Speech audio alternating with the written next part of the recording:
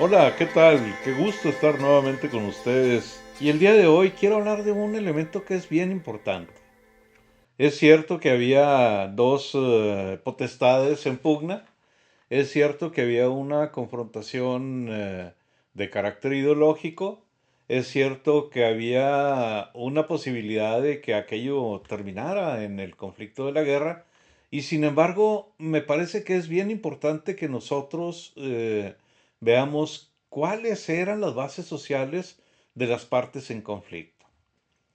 Tenemos por un lado, obviamente, el gobierno federal, y por otra parte tenemos el sector confesional o la Iglesia Católica en este caso, y obviamente cada uno de esos dos organismos que eran de lo más influyente en territorio mexicano, cada uno de ellos tenía una base social y esa era la base social que le daba sustento y en la que podía de alguna manera apoyarse en el dado caso de que finalmente se desatara la violencia y que hubiera un enfrentamiento ya de carácter bélico. En este caso, ¿quiénes eran las bases sociales del gobierno? Por principio de cuentas, debo mencionar que como una base natural era el ejército. ¿Por qué el ejército? Bueno, pues porque recordemos que de acuerdo a las teorías modernas de la teoría del Estado, el Estado tiene el monopolio de la violencia y el ejercicio de ese monopolio es precisamente para que haya orden y respeto a la ley, orden y respeto a las disposiciones gubernamentales y para eso acude a las estructuras locales, a las estructuras legales, a las estructuras del Estado y sobre todo a las estructuras de carácter policiaco y desde luego al ejército. Si bien es cierto, el ejército fundamentalmente es para salvaguardar el derecho del Estado, obviamente si hay un enfrentamiento militar, si hay una lucha armada, pues obviamente es tarea del ejército participar y poner el orden. Ya incluso hemos hablado de algunos de los oficiales que tuvieron mando de tropa, de los destacados militares que tuvieron mando de tropa en la región de los Altos de Jalisco, y sin embargo no habíamos mencionado que era precisamente el ejército uno de los elementos básicos en lo que se refiere a ese apoyo social. Era gente que estaba vinculada al gobierno y que era afecta, como usaban la palabra ellos, al gobierno y que en ningún momento iba a oponerse a lo que el gobierno dispusiera para llevar a cabo el plan de sometimiento de lo que ellos llamaban en su momento los rebeldes. Entonces, bueno, por un lado tienen ese segmento que es el del ejército, y por otro lado hay dos grupos de carácter social que que están ampliamente difundidos, que están en todo el territorio nacional y que también tenían una vinculación muy directa con el gobierno y con el ejercicio del poder. Por un lado tenemos a los sindicatos. Recordemos que cuando se promulga la Constitución de 1917, se establece en el artículo 123 constitucional la posibilidad de los sindicatos. Toda la legislación de carácter obrera y sindical surge, se establece a partir de los presupuestos del artículo 123 constitucional. De manera que todos los trabajadores de la industria, los trabajadores de la mina, los trabajadores del gobierno, los trabajadores que estaban sindicalizados, en aquella época había organizaciones de trabajadores como la CROM, la Confederación Revolucionaria de Obreros Mexicanos, había otras organizaciones cívicas, políticas de carácter laboral, y ellos constituían un brazo sólido de apoyo precisamente para el gobierno y eran obviamente una de sus bases sociales. La otra base social muy importante era precisamente todo lo que eran los campesinos que se definían a sí mismos como agraristas. era la gente que estaba esperando que le fuera concedida, lo pongo entre comillas, que le fuera concedido un derecho ejidal, y lo pongo entre comillas precisamente porque era lo que ellos estaban esperando y se organizaban y hasta cierto punto presionaban al gobierno, pero también lo apoyaban, y ellos lo que andaban buscando era que les dieran el derecho ejidal para poder tener tierras para cultivar, para poder, bueno, dedicarse a una actividad agrícola que era lo suyo y que por eso se decía que habían luchado en la revolución. Entonces estas son las tres bases eh, fundamentales, las bases sociales fundamentales del gobierno federal. Y había una cuarta que era una especie como de élite y que era una base social y que era una base social que tenía una mirada totalmente diferente y que era mucho más sólida en el aspecto ideológico, que es la masonería en el país. O sea, el grupo de masones que se oponía al avance de la iglesia y que también fundamentalmente daba su apoyo al gobierno federal. Y de hecho, muchos de los gobernantes formaban parte tanto del gobierno como de la masonería.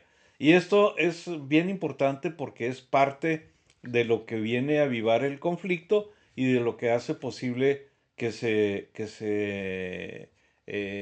den levantamientos y enfrentamientos tan duros, tan fuertes en algunas regiones del país. Por otro lado, la iglesia también tenía una base social. Y es muy interesante la manera como se construye la base social de la iglesia, porque es una construcción muy natural en el sentido de que ya existe desde antes de que existe el problema. Por un lado tenemos a todo ese ejército, lo pongo también entre comillas, de creyentes de las propuestas y las doctrinas que difundía la Iglesia Católica, y obviamente eran aquellos feligreses que seguían las ideas construidas a partir del cristianismo y que se nutrían de estas ideas cuando iban a misa, cuando se confesaban, cuando hacían uso de algún sacramento, cuando se casaban, cuando los bautizaban a sus hijos, todo eso estaban en contacto y recibían esa carga o ese mensaje de naturaleza ideológica y moral, y obviamente había esa relación del creyente al ministro y lo escuchaban y lo apoyaban y lo seguían en algunas de las cosas. Entonces tenemos, por un lado, esa base que era bien importante. Y por otro lado tenemos las organizaciones de la Iglesia Católica. Esto es, había organizaciones de creyentes de los más diferentes rubros, de los más diferentes niveles, y prácticamente estaban difundidos en todo el territorio nacional. Había creyentes que estaban formando parte de esas organizaciones y que eran obreros, que eran trabajadores, que eran campesinos o que eran pequeños propietarios, y ellos estaban dándole el apoyo a la iglesia porque formaban parte de las organizaciones católicas. Y para esto nada más quiero mencionar un evento que marca un parteaguas dentro de la vida de la institución eclesiástica y que es todo el surgimiento de lo que se conoce con el nombre de Acción Católica.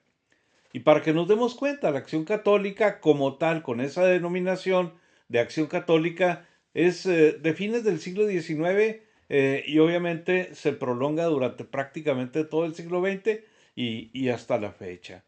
Pero cuando hay esa modificación, viene una instrucción pastoral, viene una idea, una sugerencia desde el Vaticano donde se dice, es que tenemos que dejar de ser un grupo de creyentes que tengamos una vida contemplativa. Esto es, que nos pasemos la vida rezando. Ahora tenemos que ser católicos de acción. Tenemos que ser católicos que tenemos que actuar. ¿Actuar en qué sentido? para llevar la justicia a los pueblos, a las familias más humildes, a las familias más pobres, a donde haya necesidades, para que todos tengamos una vida más digna. Y para esto se forman 4 grandes segmentos de Acción Católica donde cabe cualquier católico, pero obviamente tiene que incorporarse libremente a esa organización. Por un lado está una organización que se conocía con el nombre de Obreros Guadalupanos y que esa deriva de Obreros Guadalupanos, deriva en la Unión Católica Mexicana, en la UCM. Y esos son los varones adultos los que forman parte de esa organización y empiezan a formarse, a organizarse dentro de sus propias parroquias. Por otro lado, había una organización que se llamaba las Damas Católicas, y las Damas Católicas era una organización realmente modelo, amigos, por la trascendencia, por la importancia, por la organización que tenían, y que era de esta manera. Por un lado, era un grupo, un gran segmento de mujeres adultas, mayores, casadas, y ellas formaban parte de lo que ahora se conoce con el nombre de UFCM, Unión Femenina Católica Mexicana. Y había un grupo, un segmento de muchachas célibes, jóvenes, que era el que se conoce con el nombre en la actualidad de JCFM, la Juventud Femenina Católica Mexicana.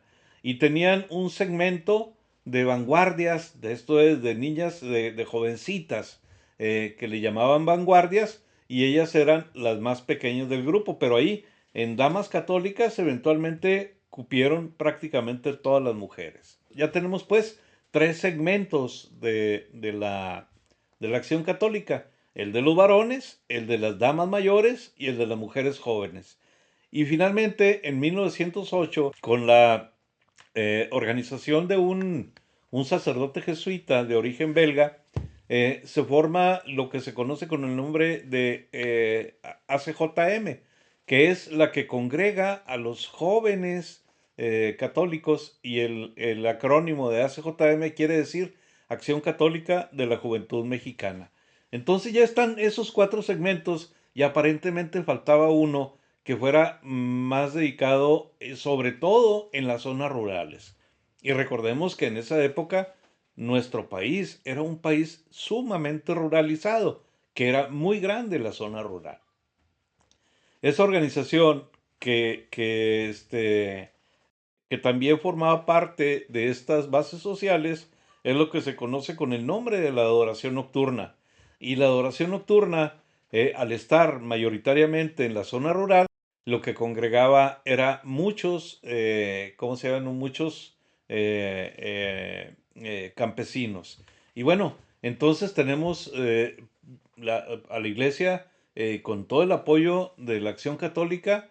Tenemos el apoyo de la adoración nocturna, y había una especie como de grupo de élite por la cuestión que era muy urbana, y donde estaban conglomerados industriales, comerciantes en las grandes ciudades, que se conoce con el nombre de los Caballeros de Colón. Ahora bien, es evidente que los obispos no iban a tomar las armas. Es evidente que en su discurso los obispos en ningún momento iban a estar en condiciones de ordenarles o recomendarles o sugerirles o pedirles a los creyentes que, dado el caso, tomaran las armas. Ellos no lo iban a hacer. Entonces, ¿qué fue lo que hicieron? Ellos buscaron la vía pacífica, pero abrieron la puerta a una organización laica que tenía que ver con la estructura eclesiástica, pero que además estuviera sometida a la organización eclesiástica, pero que tuviera también la capacidad y la habilidad de organizar a los católicos en el caso supuesto de que hubiese un rompimiento brusco de las relaciones entre la iglesia y el gobierno. Y forman lo que se conoce con el nombre de la Liga Nacional de Defensa de las Libertades Religiosas. Y a partir de ese momento, la Liga es el brazo civil del conflicto religioso y está sometida o está bajo la jurisdicción de la iglesia, de la jerarquía eclesiástica. Entonces ya tenemos bien definidos cuáles son los dos grupos, las dos bases sociales, y en el hipotético caso de que vaya a haber un conflicto, obviamente ya sabemos de dónde se van a nutrir los ejércitos de cada una de las partes en conflicto. Esto es bien importante, amigos, que lo podamos entender de esa manera, porque no fue nada más un evento que surgió como una llamarada espontánea, no. Todo esto se fue incubando, se fueron dando condiciones, se fueron modificando actitudes, se fueron, diríamos, de una manera burda, se fueron enseñando los dientes. Y llegó un momento en el que esto se rompió, en que entre los dos sectores se rompe el orden y precisamente ahí es donde empieza la fase armada. Y esto es algo que no podemos nosotros perder de vista. Y es evidente que sí hubo actos de provocación y ojo, hubo actos de provocación de parte del gobierno y hubo actos de provocación de parte de la Liga de la Defensa de las Libertades Religiosas y hubo también actos de provocación de parte de algunos integrantes de la jerarquía eclesiástica. Entonces es importante que esto no lo perdamos de vista porque en una próxima emisión lo que vamos a ver es cuál es el elemento que permite que detone el conflicto. Que por qué finalmente las partes acaban tomando las armas, no que hayan decidido tomar las armas. Creo que eso ya lo tenían decidido desde antes, pero lo que propicia que tomen las armas en un momento determinado y eso es lo que hace que se dé el drama de esta confrontación armada. Yo por hoy ahí dejo el episodio de esta semana, no sin antes, amigos, invitarlos a que se suscriban, a que le den like, a que lo compartan, a que nos sigan por nuestras redes en YouTube, en Spotify, Mirador 656, y a que nos sigan apoyando, amigos, en este esfuerzo que espero sea de su agrado y espero que nos sirva también para que conozcamos un poco más acerca de este fascinante acontecimiento histórico que sacudió la vida de nuestro país. Y hoy, bueno, lo único que me queda es agradecerles que me hayan acompañado y quiero desearles, amigos, que tengan ustedes un excelente tiempo todo el tiempo.